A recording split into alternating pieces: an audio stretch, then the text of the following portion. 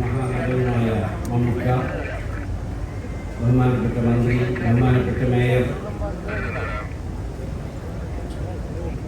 മഹാനായ മാധവൻ സർ, മറ്റ് Santa Monica, Jayant Mammen Mathew, എൻ്റെ സഹോദരന്മാരായ മാമൻ മാത്യു, തമ്പിച്ചായൻ, ഫിലിപ്പ് മാത്യു ആൻഡ് ജേക്കബ് മാത്യു.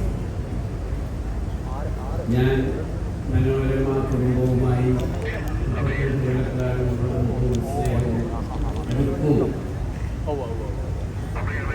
ഉള്ളതുകൊണ്ടാണ് ഈ സമ്മേളനത്തിൽ അവരുടെ ക്ഷണം സ്വീകരിച്ച്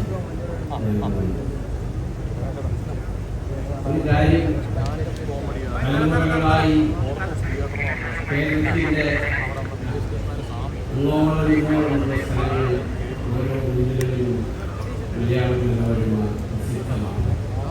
അത് അടുത്ത തലമുറയും അതിൻ്റെതായ രീതിയിലും രൂപത്തിലും ഭാവത്തിലും മുന്നോട്ട് നയിക്കുന്നു എന്നുള്ളത് ഞങ്ങൾക്ക് അതിയായ സന്തോഷവും, പ്രത്യേകിച്ച് എനിക്ക് അതിയായ സന്തോഷവും അവരോട് അഭിനന്ദനവും അർപ്പിക്കട്ടെ.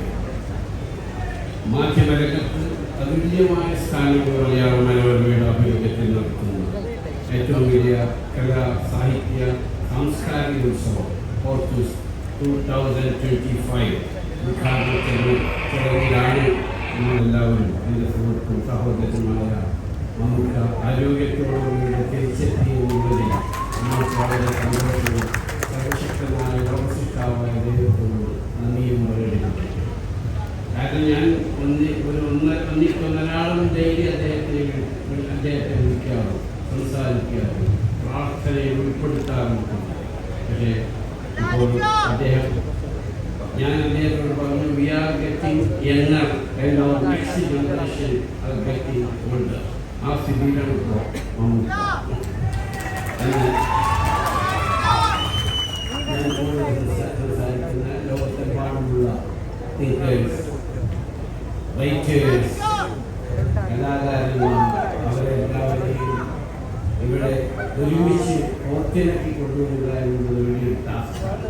അത് മനോരമയും അടുത്ത ജനറേഷനും വളരെ നന്നായി നിർവഹിക്കുന്നു എന്നുള്ളതിൽ ഞാൻ അവരെ പ്രത്യേകം അഭിനന്ദിക്കുകയും ഇതുമാതിരിയുള്ള വിജ്ഞാന സദസ്സുകളിൽ അടുത്ത തലമുറ തീർച്ചയായിട്ടും വരണമെന്നും അതിൽ ജയിക്കണമെന്നും മനസ്സിലാക്കണമെന്നും ഈ അവസരത്തിൽ ഞാൻ അവരോട് അപേക്ഷിച്ചുകൊണ്ട് ഇത്രയും മഹത്തായ ഈ ഓർത്തൂസ് സമ്മേളനത്തിൽ എല്ലാ ഭാവങ്ങളും ആശംസിക്കുന്നു.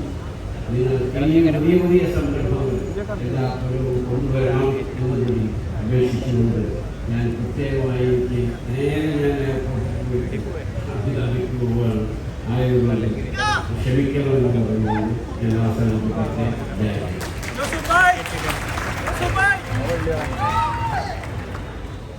നന്ദി ശ്രീ എം എ യൂസഫലി.